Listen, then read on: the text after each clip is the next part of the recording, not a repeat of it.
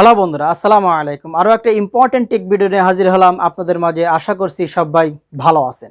আজকে আমার ফ্রেন্ড আমাকে এসে বলতেছে, দোস্ত আমার ফেসবুক আইডি হ্যাক হয়ে গেছে। আমার ফ্রেন্ড লিস্টে সবাইকে মেসেজ দিয়ে দিয়ে আমাকে ফাঁসানোর ট্রাই করতেছে।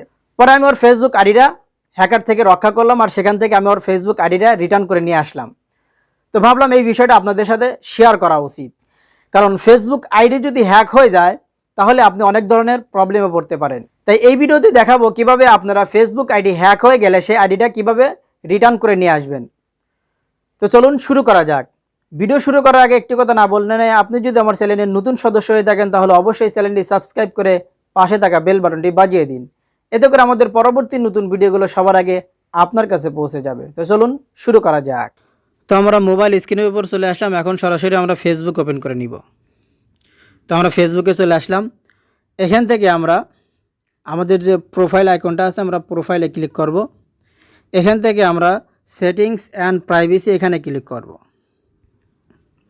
এরপর দেখুন আরেকটা সেটিংস আছে, আমরা সেটিংসে ক্লিক করব। তারপর এরকম একটা ইন্টারফেস আসবে। আমরা এখান থেকে এখানে সিকিউরিটি অ্যান্ড লগ ইন এখানে ক্লিক করব।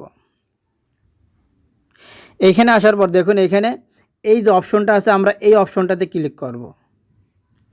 এখানে ক্লিক করলাম। এখানে ক্লিক করার পর হবে কি, যখন আপনার ফেসবুক আইডি যে কোনো ডিভাইসে লগ ইন করা থাকলে আপনার এখানে শো করবে।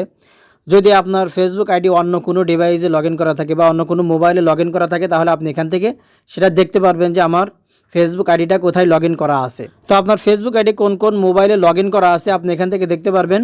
যদি দেখেন যে অন্য কোনো অপরিচিত কোনো মোবাইলে আপনার ফেসবুক আইডি লগ ইন করা আছে, যদি আপনি সেটা বুঝতে পারেন তাহলে এখান থেকে আপনার এই থ্রি ডট আইকনে ক্লিক করবেন। থ্রি ডট আইকনে ক্লিক করার পরে আপনার দেখেন এখানে লগ আউট লেখা আছে। জাস্ট এখান থেকে লগ আউট করে দিলে আপনার ওই ফোন থেকে আপনার ফেসবুক আইডিটা অটোমেটিকই লগ আউট হয়ে যাবে। তো বন্ধুরা, ভিডিওটি যদি ভালো লেগে থাকে তাহলে অবশ্যই একটা লাইক দেবেন আর আপনার বন্ধুদের সাথে শেয়ার করবেন। আর ভিডিওটি কেমন লেগেছে কমেন্ট বক্সে কিছু লিখে জানিয়ে দিবেন।